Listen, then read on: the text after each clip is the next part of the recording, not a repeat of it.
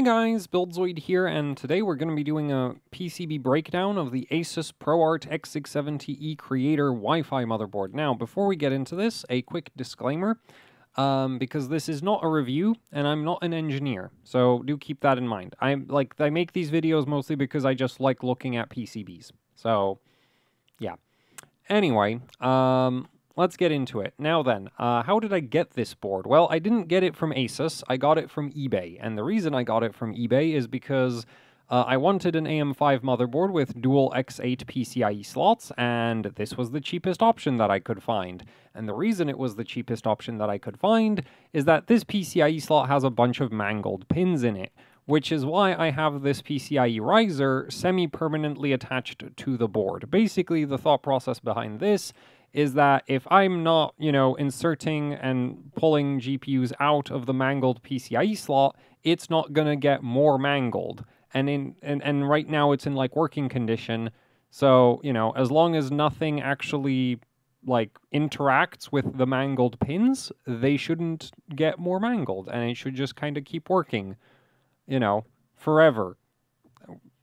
In theory, right? Like, obviously, it's not actually going to work forever, but it shouldn't be, like, this board shouldn't stop being functional because the PCIe slot breaks. So, yeah. Anyway, that's how I ended up with this board. And now well, actually, we still don't get to go on with the PCB breakdown as usual, because, well, I have some issues with the marketing that ASUS has for this motherboard. If we head over to the website, you will notice that, we're on the page for the ProArt X670E Creator Wi-Fi. And if we scroll down a bit, and then we click on Performance, it says right here, 16 plus 2 power stages, 70 amps. Well, there are 16 power stages in the vCore VRM, and there are 2 power stages in the SoC VRM. But, said power stages are monolithic power systems MP86992s. And if we go to the monolithic power systems website and look up the MP86992, we will notice that this is a 50 amp power stage.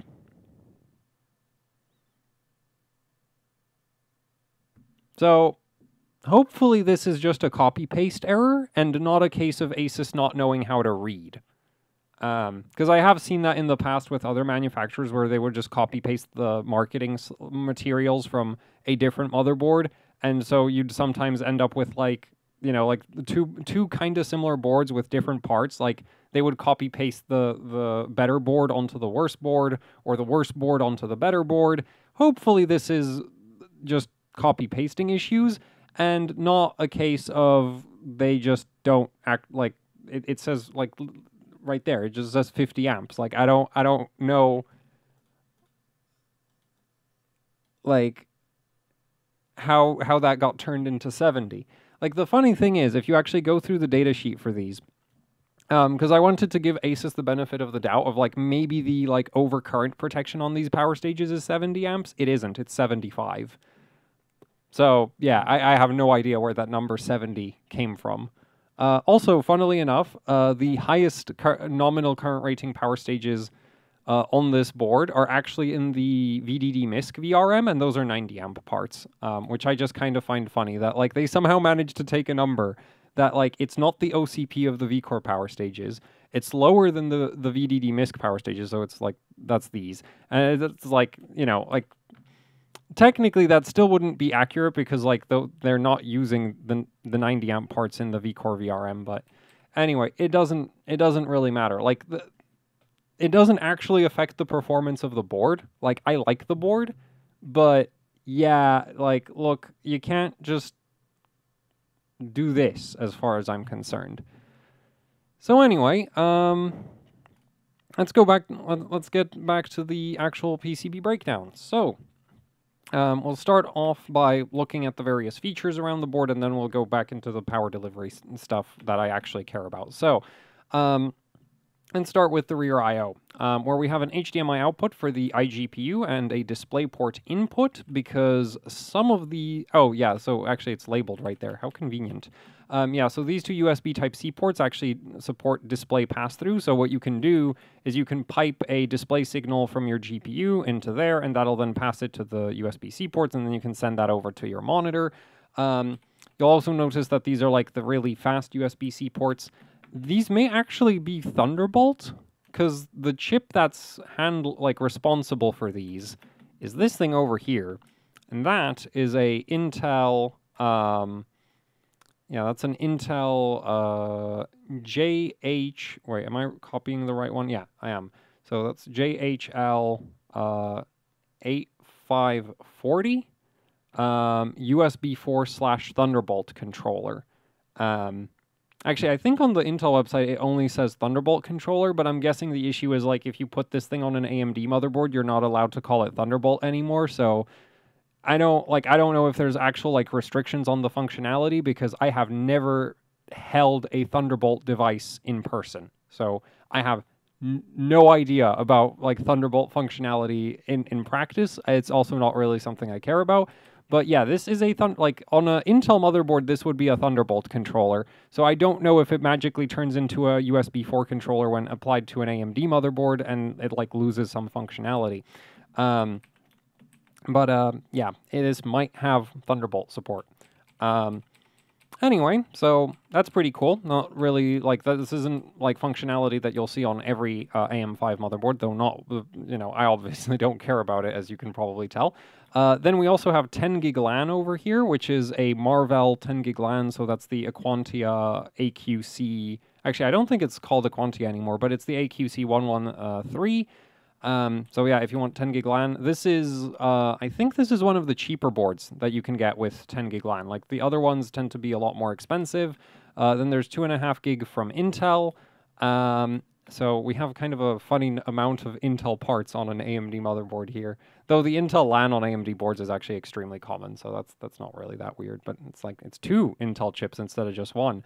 Anyway, so yeah, 2.5 gig LAN, Wi-Fi 6E that I didn't bother to check who makes that.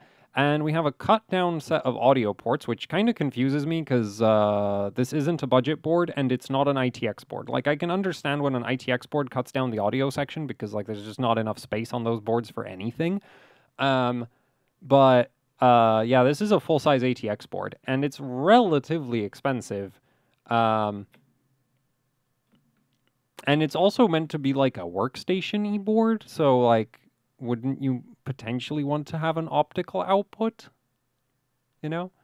If not a full set of audio outputs in general. But yeah, anyway, so ASUS decided to cut that down for some reason. So yeah, not really a fan of that as a like I don't personally use this functionality, but like it's not like I don't see a good reason that it shouldn't be on a motherboard this expensive, which is also ATX. Like if it was ITX, I'd get it, but it's not. It's an ATX board. There's plenty of space. This should have a full set of audio outputs as far as I'm concerned. We do have a BIOS flashback button. This is basically required for AM5 motherboards by AMD, so no surprise. Like it's not surprising to see it here. And then we have a full set of USB ports, like 8 USB Type A ports, which is the only port on the rear I/O that I actually care about. So yeah, I do wish, like, as a nice little extra, it would be nice if there was a clear CMOS button back here. But with this motherboard, you do just have a clear CMOS jumper right here.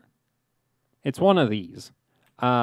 So you could just wire that up to your case's reset button, and then you have a clear CMOS button that's easily accessible without having to like open the case up. Actually, I think, wait, let's go back to the ASUS website, because is this one of the few modern motherboards where, oh, the clear CMOS battery is like easily accessible? It's like one thing that actually annoys me about quite a few modern motherboards is like the clear CMOS battery is hidden under some heatsink, so it's like, man, even when you have the board on a test bench, it's a pain to pull the battery out. Right? So, anyway, yeah, so the clear CMOS battery on this doesn't get covered up by any heat sinks, but you also just have a clear CMOS jumper, so you would just use that instead. And that's it for the rear I/O. And yeah, in terms of like functionality, like this is about as good as it gets on AM5. in terms of ports, right? So yeah, now let's move on to internal ports. We have an M.2 slot that I am using to keep my PCIe slot riser in place. And this one's connected directly to the CPU because that's just convenient because you're running PCIe Gen 5, so you want to run it as short distance as possible. There should be a second CPU wired M.2 slot because the AM5 socket, there's like 20 PCIe lanes coming off of it, so you actually there's 24 PCIe lanes coming off of it, so you should get 2 M.2 slots that are connected directly to the CPU. And ASUS doesn't really seem to bother to make it. Right, this one says PCIe 5.0 X4, so this is going to be your second CPU PCIe slot, M.2 slot.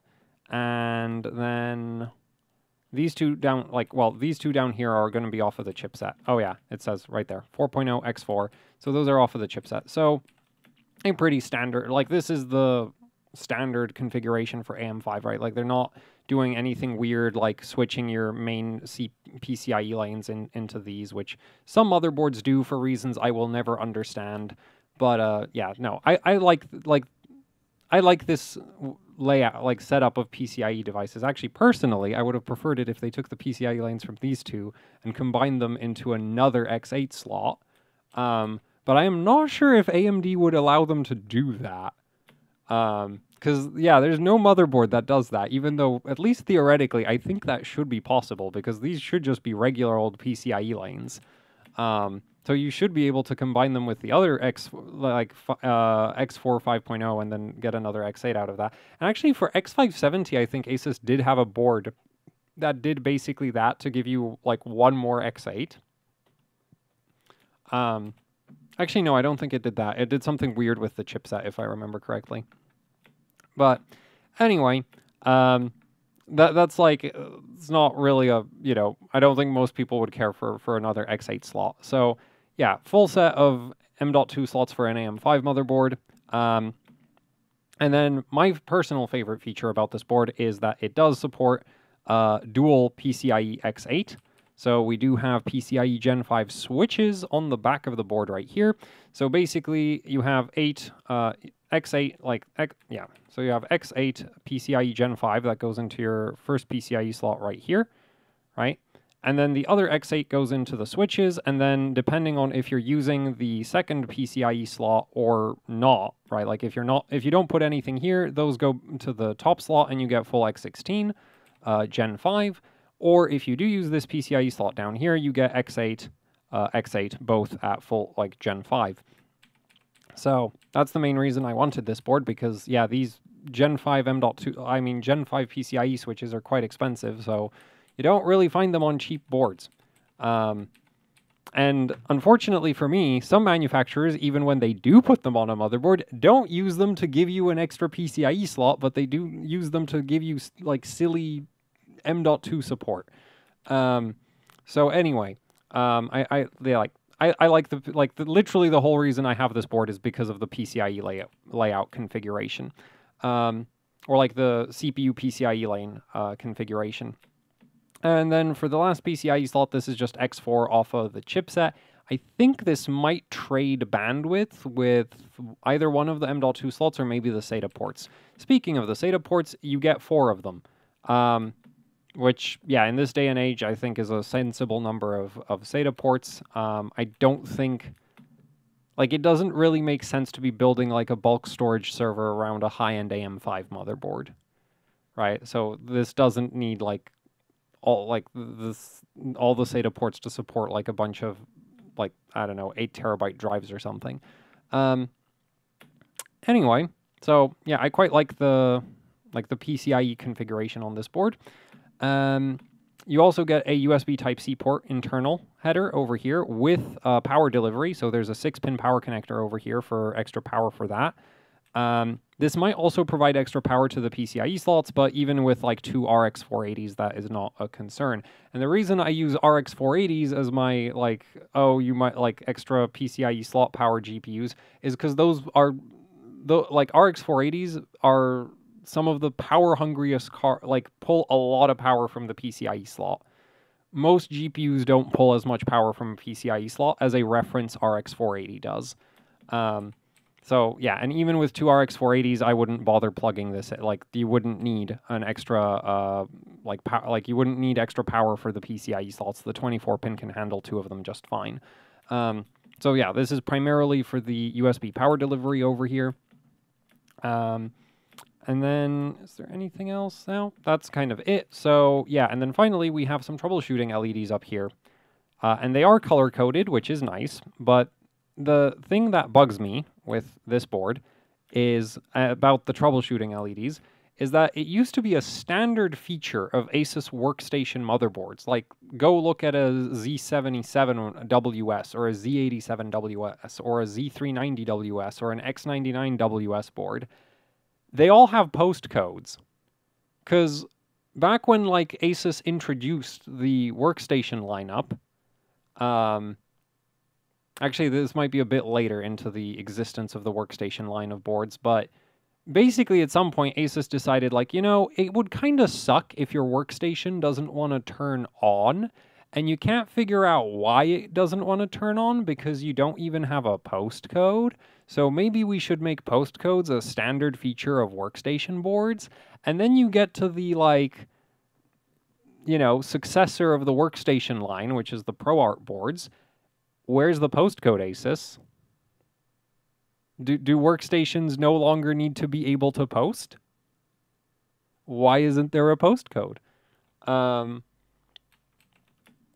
So, yeah. Actually, I know why there isn't a postcode, because if this had a postcode, it would completely invalidate a lot of the ROG boards. Actually, it wouldn't, because it doesn't have an external clock gen, so if you still wanted ECLK support, you'd still need an ROG board. But yeah, this not having a postcode, as far as I can tell, is entirely a product segmentation decision to make sure that this board doesn't overlap functionality with the Hero too much. Because, yeah. And it annoys me because it used to be a standard feature of workstation boards from ASUS. Like I mentioned, just go check the old WS series ASUS boards. Basically, all of them have postcodes. Why doesn't this? I mean, I did just say why, but anyway, so yeah, that does bug me. But at least the troubleshooting LEDs are color-coded and not all the same color. So that makes it a little bit easier that makes it significantly easier to tell if the system is about to boot. Even though it won't really help you when the system doesn't want to post. As to, like, figuring out why exactly it doesn't want to post. Though, admittedly, on AM5, like, the postcodes aren't super helpful. But I think, like, because for, like, the memory postcodes, like, you basically just like, you kind of just get, like, stuck on C5, if I remember correctly. So yeah, the memory postcodes, like, the postcode errors that you get for memory training aren't super helpful. But for a workstation board, I think you would be more interested in also being able to diagnose, like, PCIe device issues, right, that you might run into. And there, a postcode is still helpful even with AMD CPUs. So yeah. Anyway, that covers all of the non-power delivery and non-memory things, so let's move on to the power delivery. The board does come with two 8-pin power connectors and an LED to tell you that you didn't plug in, like, forgot to plug them in. Not really sure why this is a thing, because, like, it just won't turn on if you forget to plug these in. But yeah, also, you don't need to plug in both of them. Just one is more than enough to power a 7950X, so the second 8-pin power connector is entirely optional. Like, I wouldn't even bother plugging in the extra 8-pin if I was, like, running the CPU on LN2. It's just not necessary for something like a 7950X. It's not that power hungry. Now, as for the VRM, we've got the sort of funky ASUS VRM layout over here for their AM5 boards. Actually, for their AMD boards, because, yeah, they first started doing this with AM4 with the Crosshair 7 Hero, where basically they would put the SoC VRM right over here. And the reason that they would put the SoC VRM right over here is it basically reduces the thermal density of the vCore VRM. Typically, like, this, like, if this was all vCore, so right now, like, the top section is vCore, and this lower portion here is vCore. And so if you just, like, the typical layout is that your vSoc would be over like here, right? And then everything else would just be one big block of vCore. And typically this part of the VRM runs a bit cooler on most boards, just because I guess this part of the board just acts as a better heatsink than like this. Oh, speaking of heatsinks, I forgot to mention this chip, the 10 gig LAN, does have its own separate heatsink from the VRM heatsink. And said heatsink is basically just a black rectangle. Which I'm assuming that's fine, because yeah, this doesn't, like, it does need a heatsink, but it doesn't run so hot that it needs something like really substantial, I'm guessing. I don't have any 10 gig networking stuff, so it's not like I could test if the LAN chip is going to overheat or something. But anyway, yeah, so ASUS just does this layout of putting the SoC VRM over here, because it basically, like, if this was all vCore, these two power stages would end up, like, potentially really, like, those would be the hottest running power stages. So by sort of doing this layout where the SoC VRM, especially if you're running like a CPU and not an APU, right? Because if you have an APU, then the SoC rail powers the iGPU, and then it actually has to output quite a lot of power. But if you have a CPU, the SoC rail is never really going to have to output more than like 20 watts, which basically means that the SoC VRM runs ice cold. And so it actually brings down the overall like heat density of this entire like part of the VRM, and that means the VRM sort of runs cooler on average, even though it doesn't actually affect the efficiency at all. And depending on how it works out in terms of like the power, it's not really going to, like, the power plane layouts or like power distribution, like the actual power connection to the CPU, that might actually be higher resistance than the typical layout, depending on how the socket is designed to take power in and how many layers the board has. Though again, the SoC power rail is such a minor power rail that I wouldn't worry about it, and I don't understand why you'd put an APU into a workstation board, right? Like, this board to me is like, if you're using this board, you're probably putting a 7950X in it, or a 7950X3D. There's really, like, I can't really think of any other CPUs that would make sense in this board. Maybe a 7900X. Yeah, maybe a 7900X. But I would, like, if you put an APU into one of these, I'd be very confused. So anyway, yeah, that's how the VRM is laid out. For the VRM controller, unfortunately, we need to flip to the back of the board. Because, yeah, there wasn't enough space for it on the front. We have this chip over here, and this is a DigiPlus branded, so this is an ASUS rebranded part. I think it's probably made by Renesas, but you know, it doesn't say. It says DigiPlus, which is like ASUS branding. But anyway, so it's a DigiPlus ASP2206. And as far as I can tell, this is an 8+2 phase controller. And so we have 8 phases for vCore and then 2 phases for SoC. So basically the SoC VRM, you have, you know, like phase 1, phase 2, or like, it doesn't matter what order they're in. Actually, with the silk screening? No, we don't have the silk screening for that. Some boards have, like, some boards will have the silk screening for which phase is which, but anyway, yeah, so you have 2-phase SoC, and then the vCore VRM is 8 phases, but there are 2 power stages in each phase, right? So you've got this sort of situation going on. And the way the, like, 2 power stages are set up is just they both share a PWM signal, so they, like, that's why they're in phase with each other, right? Like, they're literally running off of the same PWM signal, so they switch on and off in phase with each other. Now, the power stages that ASUS is using here is, like I mentioned earlier, monolithic power systems MP86992s. These are 50 amp, that's not a 5, 50 amp smart power stages from monolithic power systems. And that sounds like, you know, having just 16 of these, especially when, like, they're 50 amp parts, that might sound kind of weak, because especially in this price, like in this price range where this board is, there are boards that have like 70 amp smart power stages, 90 amp smart power stages, 100 amp, like 105 amp smart power stages. But the thing is, your 7950X, has a stock current limit of 170 amps. This VRM, with its 50 amp power stages, doesn't even hit the peak of its efficiency curve on a stock 7950X. This is already so massively overkill for a 7950X. Like, even if you overclock a 7950X on liquid nitrogen, this is still massive overkill. So I have absolutely zero issues with these being 50 amp parts. It just doesn't matter. You have 16 of them. The 7950X isn't that power hungry, and most AM5 motherboards are just being silly with their VRM configurations. This arguably isn't. This is a sensible VRM design for a 7950X. And the funny thing is that because a lot of AM5 motherboards are just so, like, over the top with their like power stage choices, they all actually, and well, they don't necessarily, like, you don't necessarily see, like the thing is, you also have the factor of, like, the VRM heatsinks, but if you take the heatsinks off, you end up in this sort of weird situation where, like, even the X670 Gene, I did a test of that board with no VRM heatsink to remove the VRM heatsink as a variable.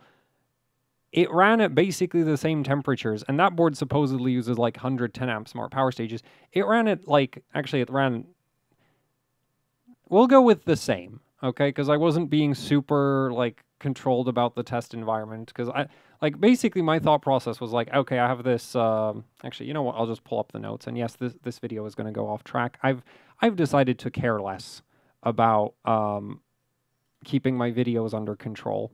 So let me just look up my Gene notes. 2 per phase, 8 phase. Yeah, so that was, wait. 2206, 2205. That used a different controller? Oh, it has a separate VRM control. Wait. No, but I manually checked that this has 8 phases. Like, I went with the oscilloscope and checked that that 2 inductors would have the same waveform on them, and then, so this is definitely an 8 phase. Because that is a thing with ASUS. ASUS has built things like 4 power stages sharing a PWM signal. They don't actually, they've done that once, as far as I know. But I've also seen motherboards where ASUS takes 3 power stages and shares 1 PWM signal with them, and that's a lot more common. They did that with a lot of AM4 motherboards. So you'd have a VRM that you'd be like, oh, it's a 6-phase with, like, you know, 2 power stages sharing a PWM signal, and then it's actually a 4-phase and it's 3 power stages sharing a PWM signal. But anyway, yeah, so the Gene is 16 110 amp smart power stages, and the Gigabyte X670E Elite is 16 70 amp smart power stages. Yeah, so I basically went like, okay, ASUS says these are 110 amp power stages, and actually if you go look the parts that ASUS is using, look up the parts that ASUS is using on the Gene, on the Vishay website, they are actually like 100, like nominally they are 110 amp power stages. The efficiency curves for them don't look very good, but that might just be down to like measurement differences between the different manufacturers. But anyway, so I was like, okay, so this board uses like 110 amp nominally power stages. This other board uses 70 amp nominally power stages. There's 16 of them on both. Which board runs at cooler temperatures if I take the heat sinks off, right? That way, and the Gene has a 10-layer PCB, whereas the Elite is on an 8-layer PCB. So if anything, the Gene should have a cooling advantage without the VRM heatsink, because the PCB should be a better, like the 10-layer PCB should dissipate heat better than an 8-layer PCB. And basically the Gene ended up running hotter than the Elite, even though, like, on paper, it's like, well, it has the higher current rating power stages, higher layer count PCB, and it didn't run, like, significantly hotter. But it did end up running slightly hotter, right? So that, and it could also just be that the like Vichet's definition of a 110 amp power stage is significantly different from Infineon's definition of a 70 amp power stage. But yeah, so that leads to this really sort of dumb issue of like the nominal current ratings for power stages are basically useless. And so these 50 amp parts is like I've literally, you know, tested a board like 110 amp power stages versus 70 amp power stages, and the 70 amp power stages were running cooler. Admittedly, not the most, like, I didn't try to, like, you know, control all the variables to the absolute best of my ability. But basically what I'm trying to get at is that this isn't a very big nominal current rating. It also just doesn't matter. Not even from the perspective of like, oh, I'm going to buy a board with like it basically, like, this number is borderline meaningless past a certain point. So yeah, and really, so like I wouldn't pay attention to it too much. Like if it was like 30 amps, then I'd be complaining. But 50 and 16 of them, you don't need anything more than this for a yeah, even for like an overclocked 7950X, like you just don't need anything more than this.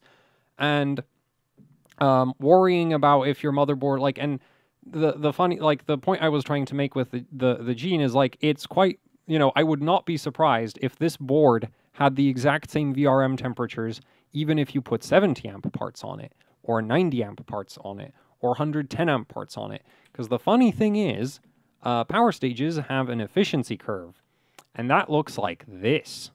So if you get some, and a lot of the really high current parts basically take this peak of efficiency and they move it that way, which also means if you're at low currents, you're in the, like, you're before the efficiency peak. And so that means if you're not using enough of the capacity of the power stage, getting a higher current rating power stage is not necessarily going to translate into lower operating temperatures. It might translate into exactly the same operating temperatures. So, yeah, especially once you're at like 16 of them or something. And yeah. Now, funnily enough, if you keep increasing how many power stages you have, just the extra surface area can often lead to an overall reduced temperature.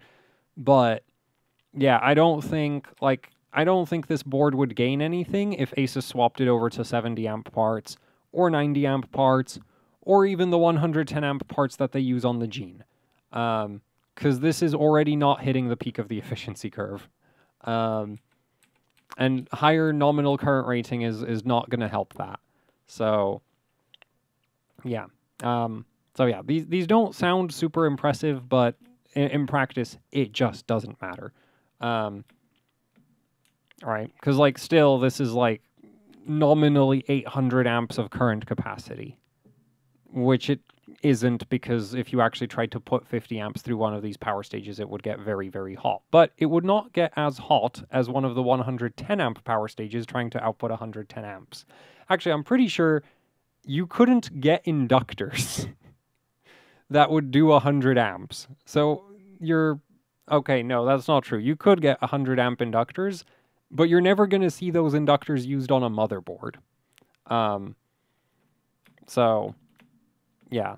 So that's just, like, a thing about the power stage nominal current ratings, is just, like, this number, like, it has its uses, but you definitely don't want to just take this and you don't want to take this and multiply it by the number of power stages.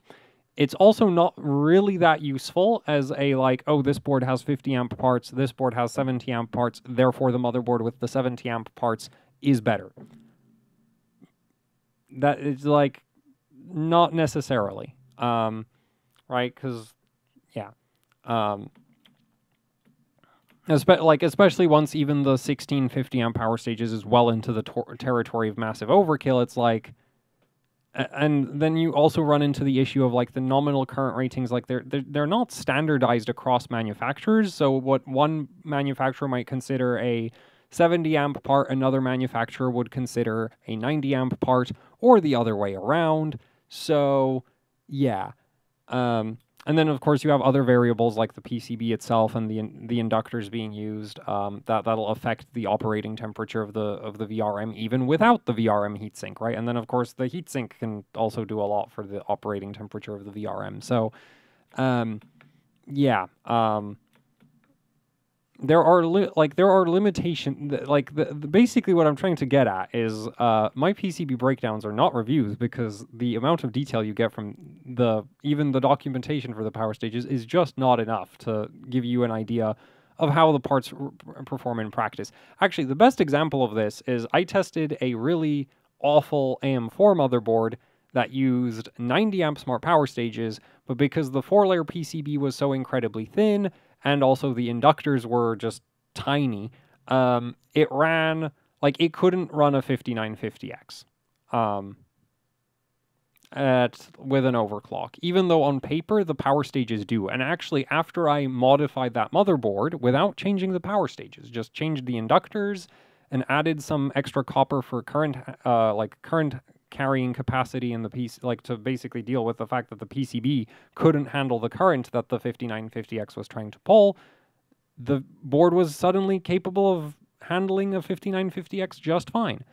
So, yeah, unfortunately, there's a lot more to a VRM than just how many power stages you have and what their nominal current rating is. However, that's not to say that a 10 amp smart, 16 10 amp smart power stages would actually be a terrible idea. That would not support a 7950X. So, yeah, I wish it was simpler than that, but it isn't. So anyway, let's talk some theoretical VRM heat output numbers, right? Assuming that the VRM is running at a switching frequency of 500 kilohertz, which is the default switching frequency for this board, and outputting 1.2 volts, and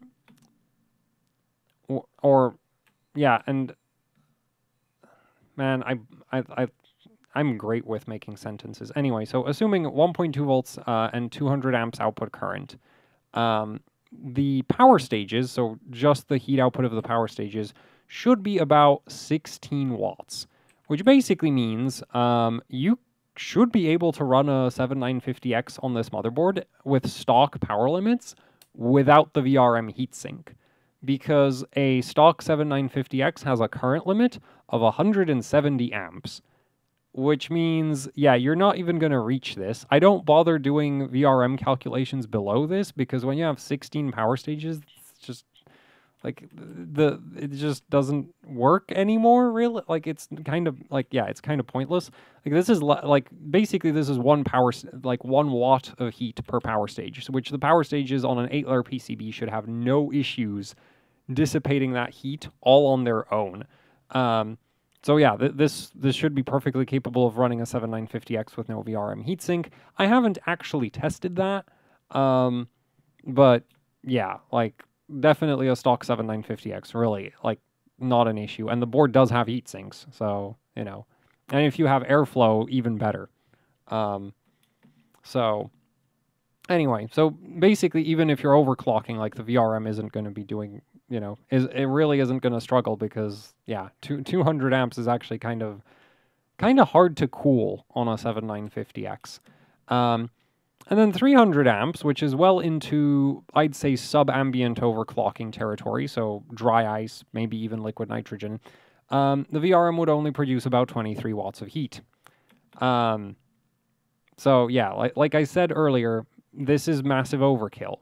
Yes, compared to other motherboards in this price range, having 1650 amp smart power stages doesn't sound very impressive, but this does only have to power a 7950X, and it isn't going to struggle, because even at 400 amps, these power stages should only be producing about 35 watts of heat. At 400 amps, actually, the bigger bottleneck on the heat output is going to be things like mainly the PCB, probably.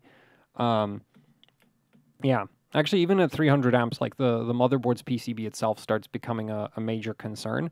I can't test that because I literally can't cool a 7950X pulling that much current. So, this isn't really an even remotely realistic scenario for sustained load. And you might go like, well, what if you put the CPU on liquid nitrogen? Yeah, but if the CPU is on liquid nitrogen, the whole board is going to be really cold, unless you use a PCB heater, which, like, you know, and actually the PCB heaters are temperature controlled to maintain a, like, steady temperature on the back of the board.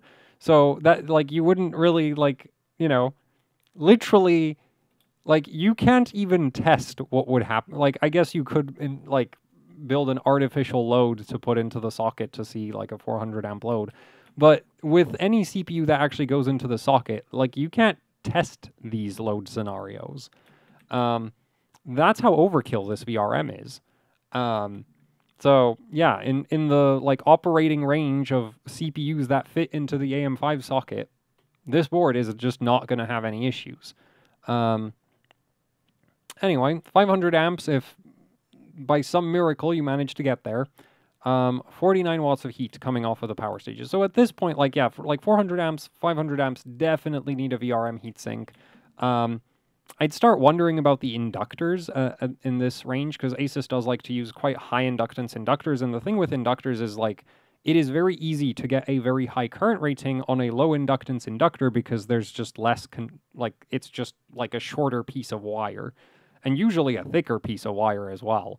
So the DC resistance of low inductance inductors tends to be a lot lower than high inductance inductors, and ASUS likes to use 470 nano, like ASUS on this board is using 470 nanohenry inductors, which are on the higher side of things. Yeah, so, yeah, but again, for any, like, load that you would realistically encounter with this board, it's massive overkill.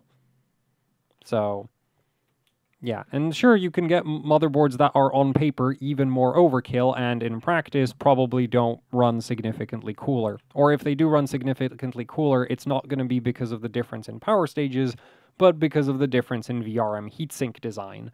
On which note, yeah, the VRM heatsinks on this board are, let's just say, aesthetics focused. But then again, like I mentioned earlier, this VRM is also really overkill, so it's not like the heatsink really has to do anything. Like, quite frankly, if ASUS decided to ship this motherboard with no heatsinks and a slight discount, that would be fine. I mean, the 10 gig LAN would probably need the probably needs the heatsink more than the VRM does. So, anyway, yeah. So in terms of current handling capacity on the VCore VRM, I have no complaints. Mostly because the 7950X is just not that difficult to power. And also, for some, like, this is a thing these days on modern motherboards, is just they like to pack really overkill VRMs onto them. So, yeah. Now then, SoC VRM is just more of the same. Monolithic Power Systems MP86992 50 amp smart power stages. Also, it just occurred to me that I forgot to mention that smart power stages are called smart power stages because they come with a whole bunch of built-in smart functionality, like temperature monitoring and overcurrent protection and other protections. Because the thing is, the other one, like, there's a bunch of others that, like, other protections that they come with that vary by manufacturer. So, like, sometimes you'll have over voltage protection, under voltage protection, actually different levels of overcurrent protection on some. I've seen some even have short circuit protection, which is really cool, though I don't know how reliable that is for actually, like, minimize, like, the short circuit protection doesn't prevent the power stage from getting shorted out, but it does try to prevent the power stage from, like, outputting high voltage to the output of the VRM. So anyway, so yeah, actually, I think these might be some, like...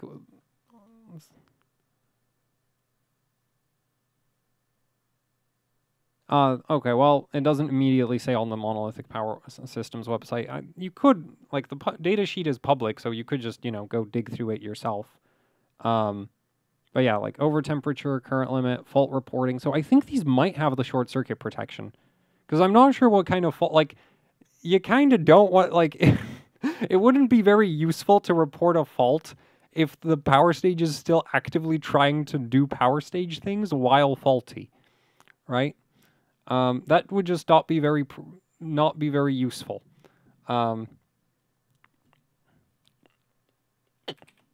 Because I can't think of many faults that wouldn't be like basically a catastrophic failure for a power stage.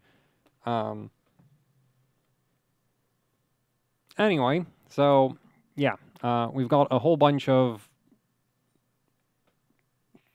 perfectly capable smart power stages from monolithic power systems on here. So yeah, I really have no complaints for the like power stage choices that ASUS has made here.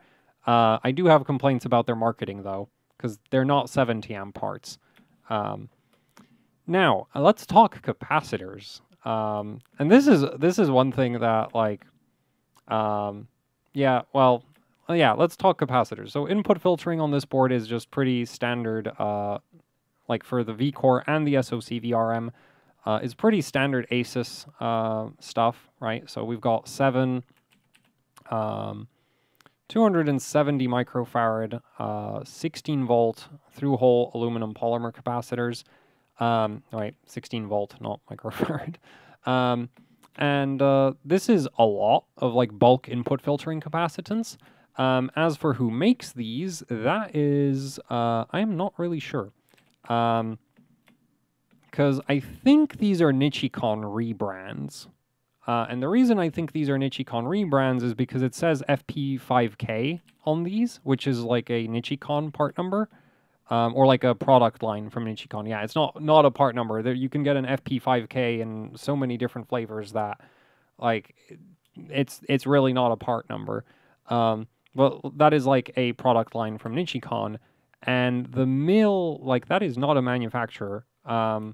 So if I'm not mistaken, this is supposed to be like ASUS military grade branding or whatever. So I'm guessing this is just like a rebranded Nichicon parts. Either way, Nichicon makes really good polymer through-hole capacitors, so nothing to complain about there. And the 5K is 5,000 hours at 105 degrees Celsius. It's worth noting that with aluminum polymer capacitors, that endurance rating doesn't tell you when the capacitor is going to be like completely broken and like kill your device. It just tells you when the capacitor degrades by like 20%, if even that. Like, it's like, yeah, it's like minimum time to degrade by 20% at max load. And so the reason I bring that up is because basically I don't care about the endurance ratings on aluminum polymer capacitors very much. Like, yeah, because it just doesn't matter. It's not like when you had liquid electrolyte capacitors where, you know, if the capacitor wasn't like, well, where eventually the capacitor would break and leak its electrolyte out, and then it would damage things, and like that's not really a concern with like aluminum polymers. So the endurance rating is like 5,000 hours. Like there are boards out there with like 10,000 hour rated capacitors, 15,000 hour rated capacitors, and it also kind of doesn't matter very much. Also, ASUS does like to use a lot of input filtering capacitors on their boards. Also, I just noticed that they seem to have these little extra multi-layer ceramics just scattered around the input power plane, which is interesting. I don't think I've ever seen anybody I don't think I've ever seen a board do that. Like, it's normal to put multi-layer ceramics right by the power stage, because when the power stage switches on, that's a very fast transient, because you want to switch the high side MOSFET as quickly as possible to minimize the power losses through it. But yeah, so that's kind of an interesting detail. I wonder why they do that, because most other manufacturers don't bother with that. In fact, a lot of other manufacturers don't even bother with having this many bulk capacitors. So yeah, and then another thing is that ASUS does also go out of their way to sort of distribute the bulk capacitors like evenly around the around the power plane, which in theory should mean that, like, you know, if you have a power stage down here that needs a lot of power, it can just pull it from this capacitor. Whereas if you had a layout where you put all of the capacitors, say, up over here, then yeah, you know, you have to pull the power from like all the way across the board. I don't think it, like, from my experience, like actually testing boards, I don't think it really makes a difference, but it is like a detail of ASUS motherboards that, like, yeah, they tend to have sort of more, attention to detail with like capacitor choice and positioning and quantity. Like that is one thing that I don't think, yeah, like ASUS boards do tend to just have a lot of input filtering capacitance. Not that I think it matters very much, but it's just sort of like an identifiable feature of ASUS boards in my experience. Like you can, like, yeah, you could basically, yeah, just looking at from like where the capacitors are and how many of them there are, you can tell like MSI, Gigabyte, ASUS motherboards apart. I think these days Gigabyte and ASUS might look more similar, but if you go back, Gigabyte had like their favorite thing to do was just put all the bulk capacitors like right here, and then just because it made like from a heatsink layout perspective, it's convenient when all your tall components are out of the way, right? Whereas ASUS really does just sort of distribute the capacitors around the power plane. As much as possible. So that's been an unnecessary amount of rambling about the input filtering capacitors, which really don't matter that much.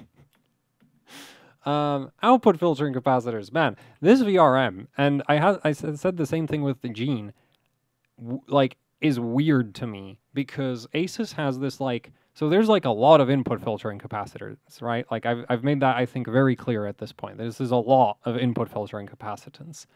The output capacitance is minimalist. That's like the best way, yeah, as far like that's the best way to describe it.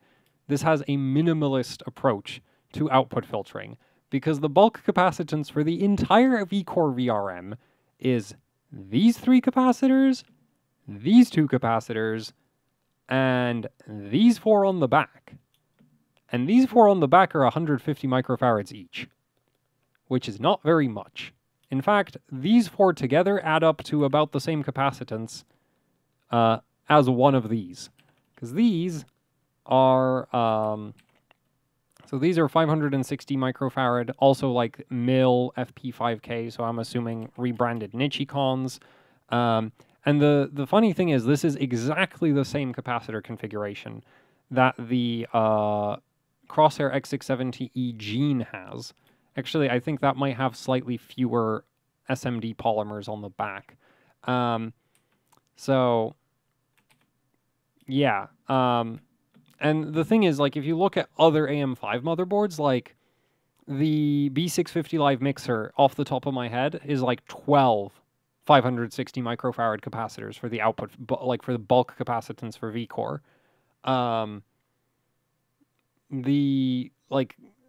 The Taichi, I think, has the largest amount of bulk capacitance out of any AM5 motherboard that I've seen.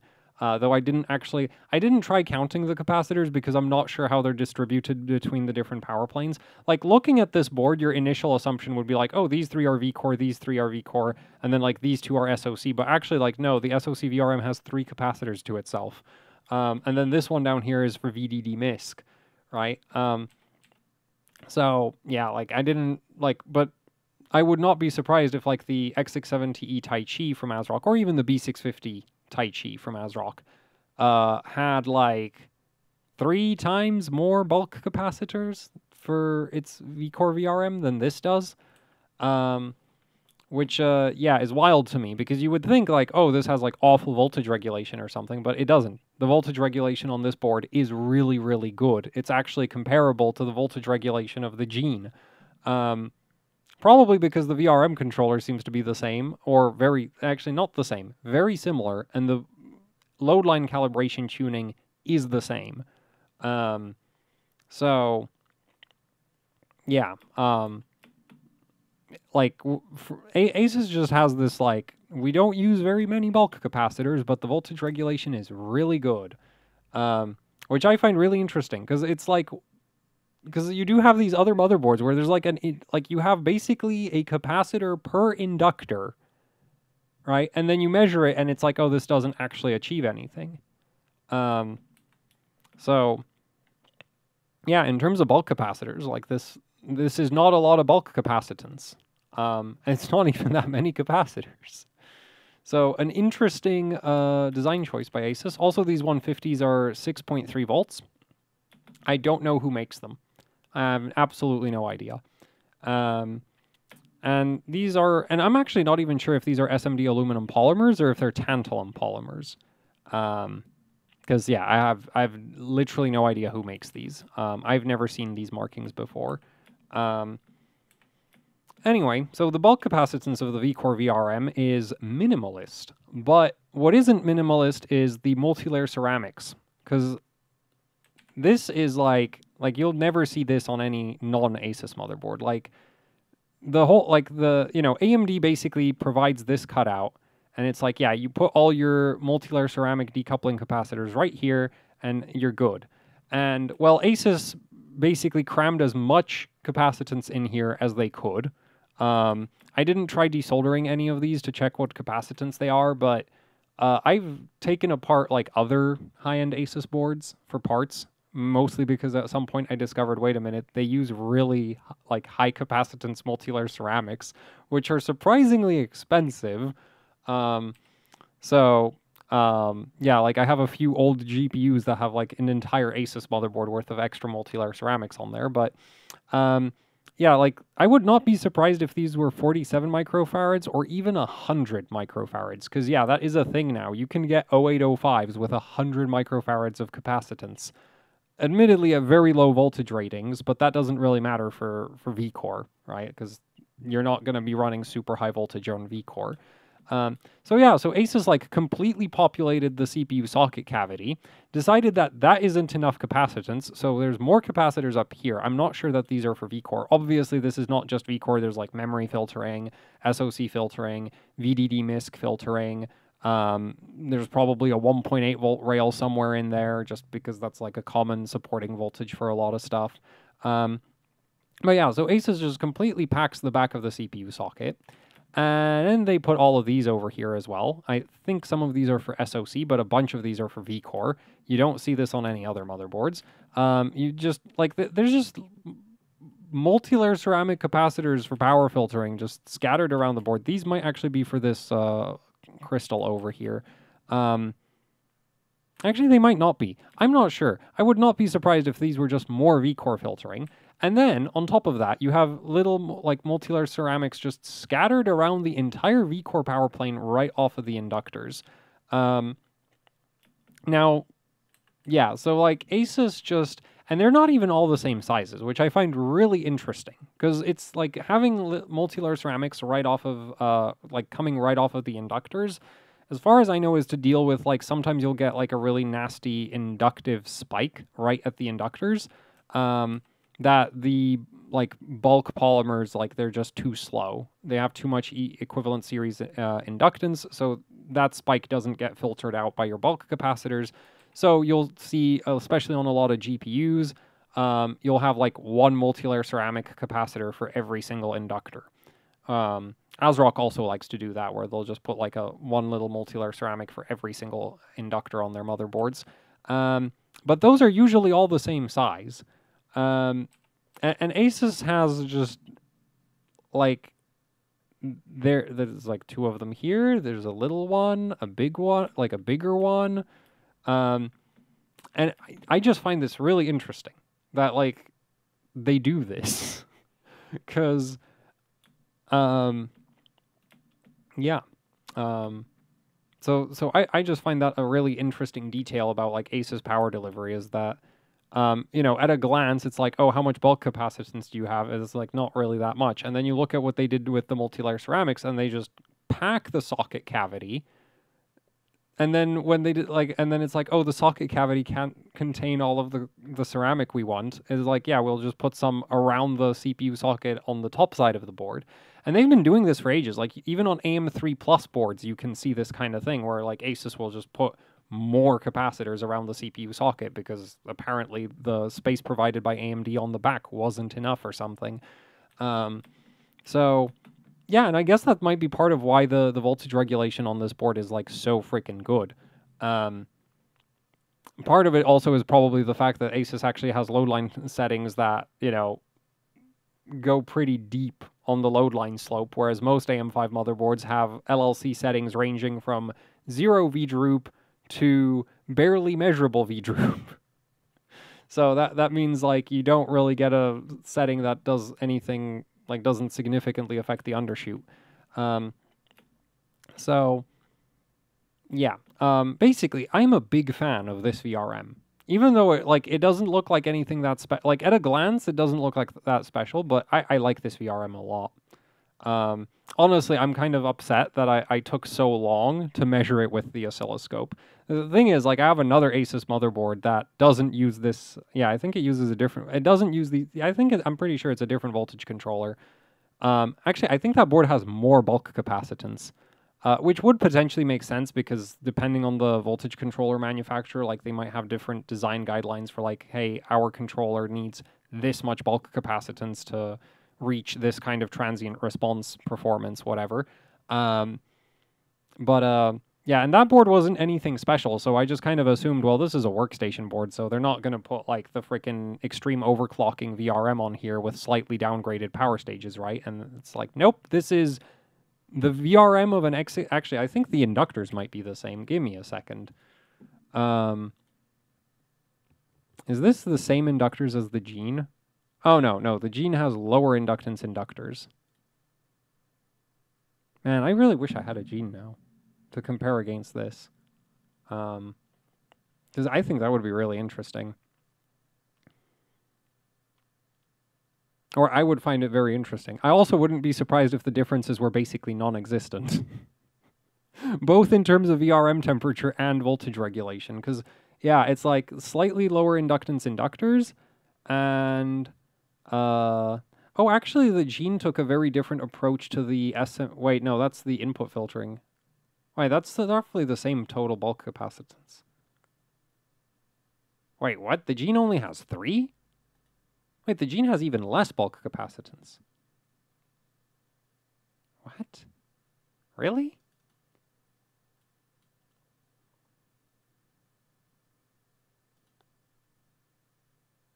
No way. Did I make a mistake counting...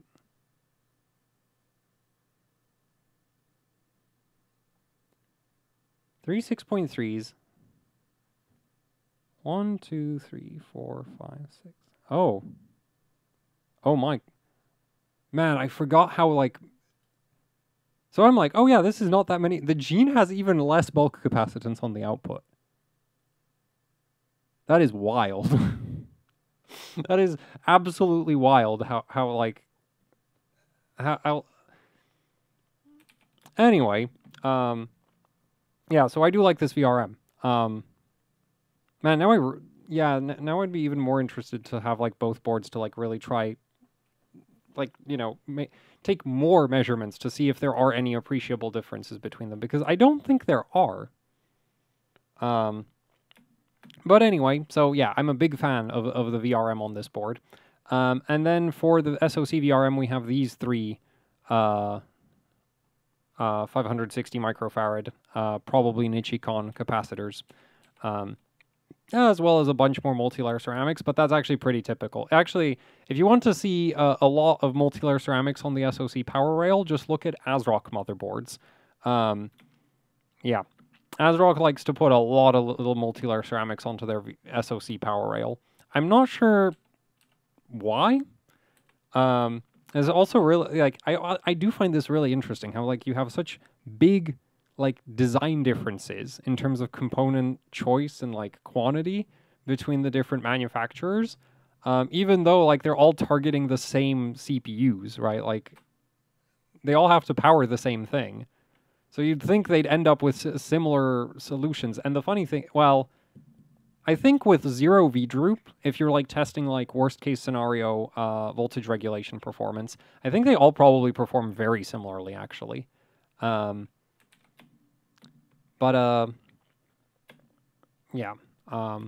Anyway, so I do like the VRM on this board. It had, like, from a current handling capacity perspective, it'll have no problem with even an overclocked 7950X. Voltage regulation wise, it does a really good job. And ASUS even gave you the option to set a load line that doesn't have any measurable undershoot. Which is not something you get on most AM5 motherboards. Like, a lot of AM5 motherboards just do not allow you to set that high, like, that much V-droop.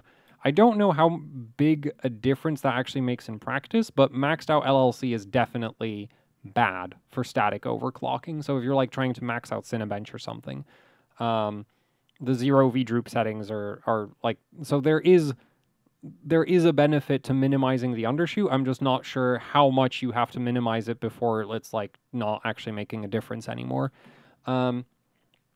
Anyway, so let's take a look at the VDD MISC VRM, which is an interesting design.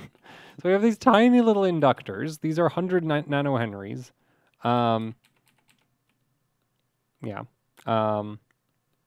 Not a big deal because like VDD MISC doesn't have to handle a lot of current.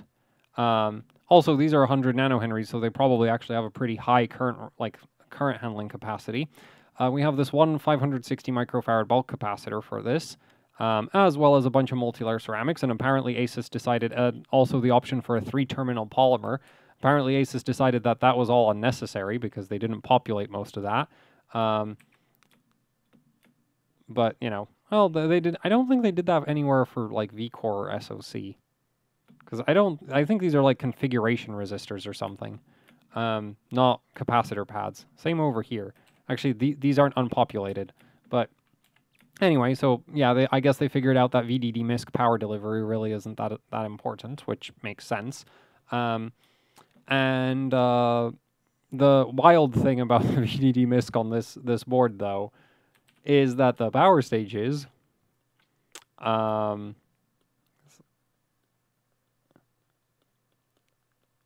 also, this basically provides the power rail that gets converted into your VDDG voltages, right, for powering the Infinity fabric.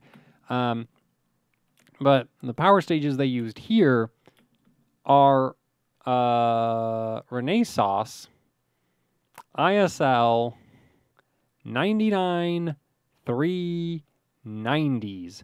These are 90 amp smart power stages. This isn't the first board I've ever seen to have, you know, these exactly these ISL 99390s in front of inductors. Like, I am pretty sure these inductors cannot handle anywhere near the amount of current that these power stages can. Not that it matters, because it's on the VDD MISC rail. But yeah, so these are wildly overkill for, well, they're like what they're doing here.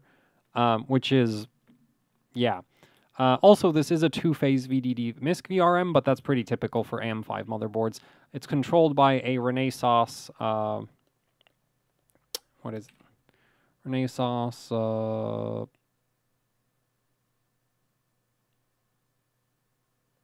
oh, found it. RAA 229621, and yeah, that's a 2-phase controller.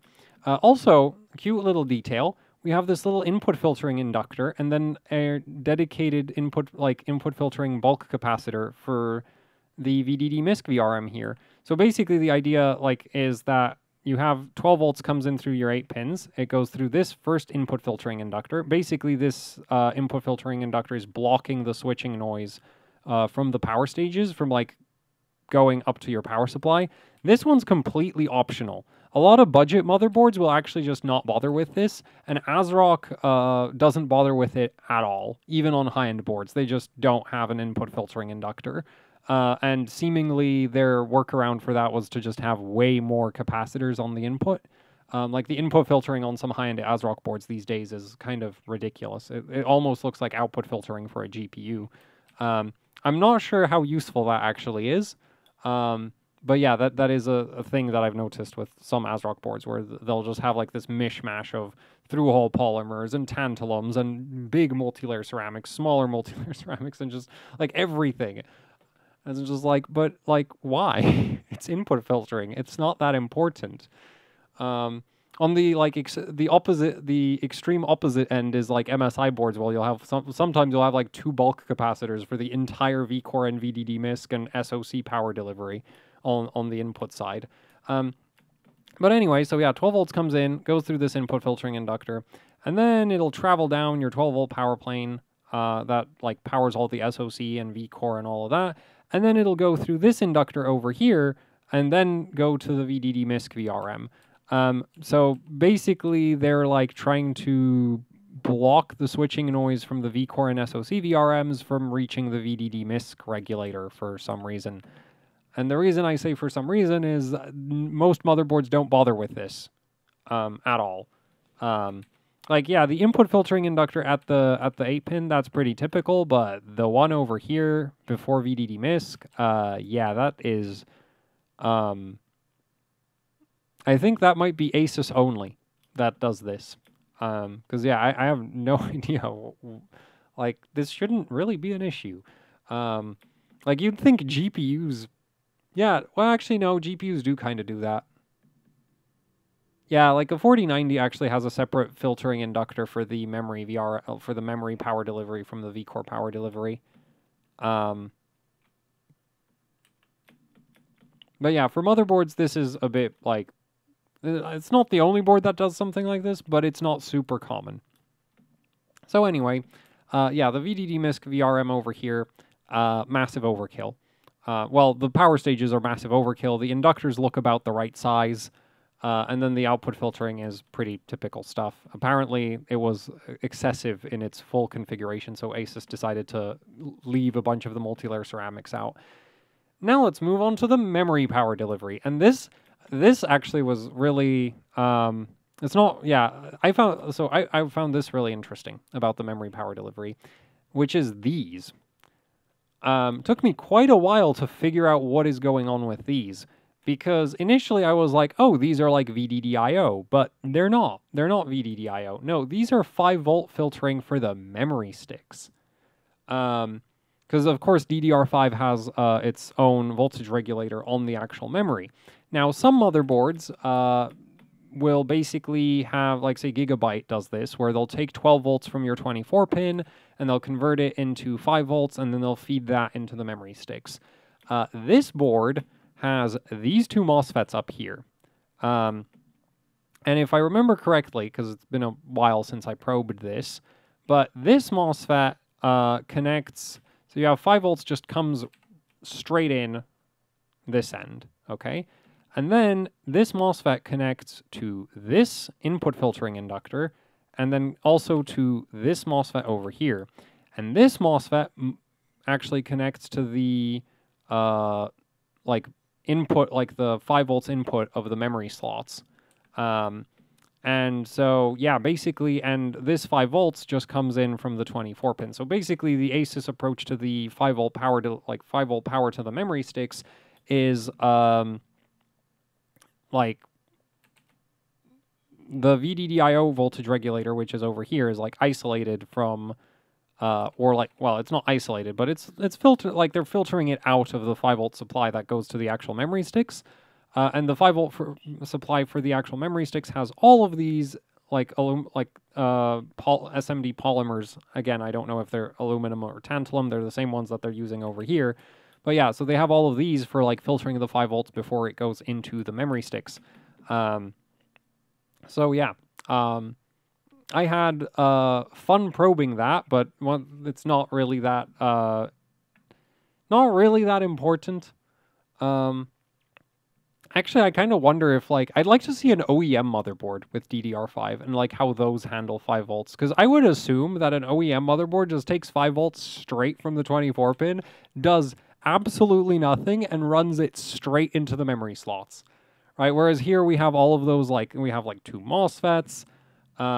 And those are literally just acting as switches. They're not doing any regulation or anything. They're just like for disconnecting the 5 volt supply from the memory sticks. I'm not entirely certain why that's necessary. Because, like, yeah, like you wouldn't have, like, it shouldn't, like, it won't be the 5 volt standby rail. It'll be like 5 volts proper, which won't be turned on unless your power supply is on.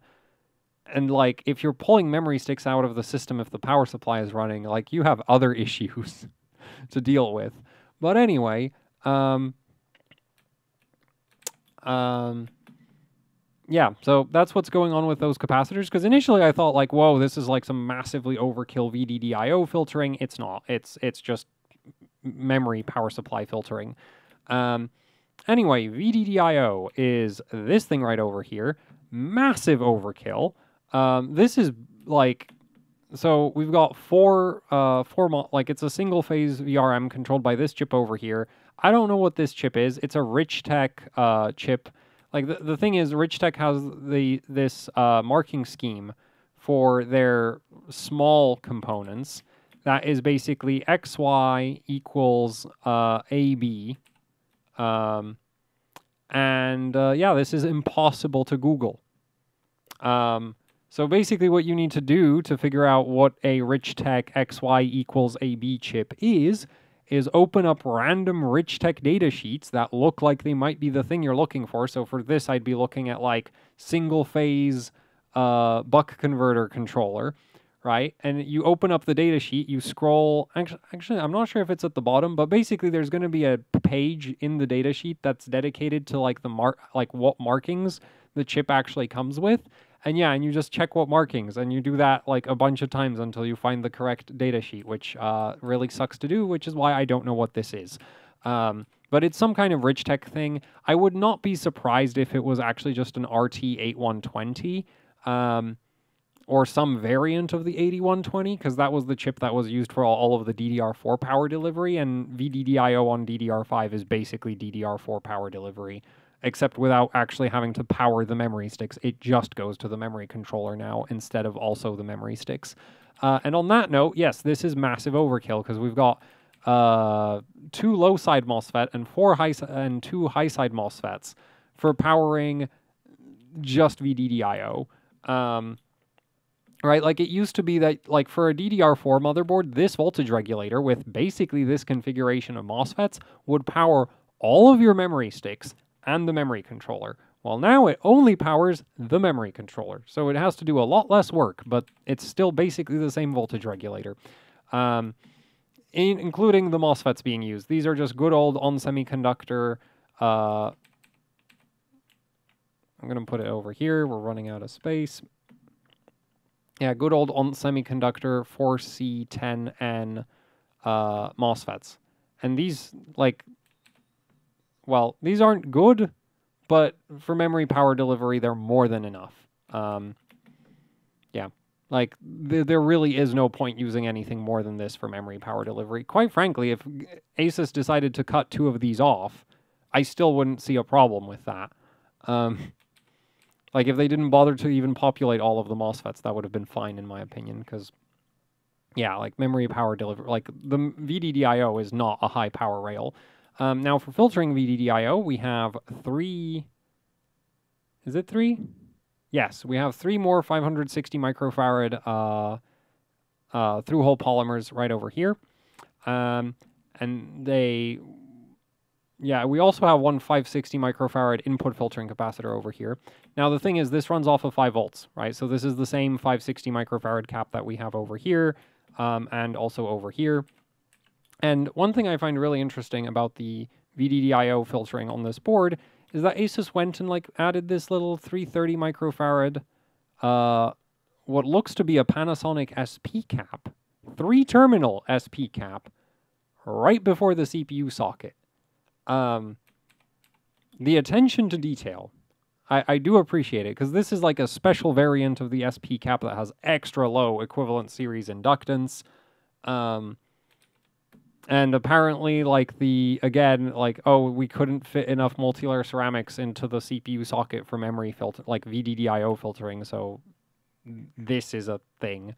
I think that's kind of neat. I don't think it actually does, achieves much of anything, but yeah.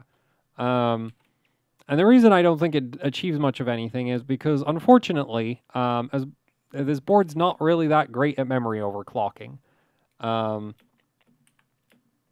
Yeah. It is a 8-layer daisy chain topology, which is the norm for X670 boards. But in my experience, so I've managed to get 8-layer daisy chain boards from from both Gigabyte and ASRock to like 7600 or higher. Now on ASRock, doing 7600 was a real struggle. 7600 on Gigabyte is actually quite easy. And 7800, 8000, like I've been able to run benchmarks on Gigabyte, even quite hard benchmarks like Y-Cruncher at DDR5 8000 on Gigabyte 4 dimmers. This board, I can barely get 7600 to boot. yeah. Now, maybe with, like, maybe it was the BIOS I was testing at the time. I think I tried it on a few different BIOSes, though. Yeah, this board, like, in 2-to-1 mode, this board is just worse than basically any other daisy chain I've tried. It is better than the MSI ITX board I have. But, yeah, it is not, like, I would not consider this a good memory overclocker. Because, well, it isn't. So... And what I do find weird about that, though, is if you go to the ASUS website, and you go to the support, and you go to the, support for this motherboard, and you go to memory support, they claim support for DDR5 8000, which, I have a very hard time believing, because I have a DDR5 8000 kit that does actually work quite well with AM5 motherboards, but not this one. Yeah, I've not been able to basically above 7400. I've not had any success with 2-to-1 mode. Now, luckily, with Ryzen memory controllers, right, you do have the option to just use 1-to-1 mode if you don't want to have a difficult time with your memory. So, and in 1-to-1 mode, the board works great, right? Like, it does the same 1-to-1 mode clocks that any of my other motherboards does. So, yeah, there's really, like, so the basically, I wouldn't recommend using this with an APU, right? But, yeah, with the CPUs, like with a 7950X, I really don't see any issues. Also, if you're running like a high capacity setup because you're building like a workstation, in which case you're still going to be running like 2x32, 2x48. Now it works at like 6000 plus just fine on this board. Now, if you're running like 4x32 or 4x48, I don't know how that's going to work. Probably not very well. Because, yeah, you're trying to run 4 dual rank memory sticks of DDR5, and that just doesn't tend to work very well on anything. So, yeah. Also, I've not had the chance to test that because I don't have that many dual rank DDR5 sticks. So, yeah. So basically, my personal experience with this board is like 7400 max on the memory. And you don't want to run that. Like, this is bad. This will literally, in terms of performance, this will literally lose to DDR5 6000 in 1-to-1 mode. 6200 is going to completely wipe the floor with it. Within the, limits of memory overclocks wiping the floor with each other, because it's not that big a difference. But, yeah, like, this is not a good memory overclocker, in my experience. Now, maybe I'm gonna try memory overclocking on this board some more again. Maybe some BIOS, maybe there's some BIOS that'll get it to be better, but I have my doubts. So yeah. Anyway, that's it for this epic of a video. I got really carried away with this one. I didn't do a PCB breakdown in ages, and also I just like this board. So, yeah. Got carried away and brought up a lot of unnecessary details. But anyway, so yeah, that's it. Hopefully you found this somewhat interesting and didn't just fall asleep of boredom. Or maybe even found this useful, though I don't really see how. But yeah, that's it for the video. So thank you for watching. Like, share, subscribe, leave any comments, questions, suggestions down in the comment section below. And if you'd like to support what I do here with the channel, I have a Patreon. There's a link to that down in the description below.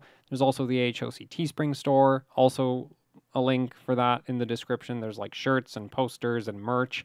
And, well, yeah, it's merch. Anyway. Oh, and I also got a Bandcamp if for some reason you really want to torture your ears. Yeah, that's it for the video. So thanks for watching, and goodbye.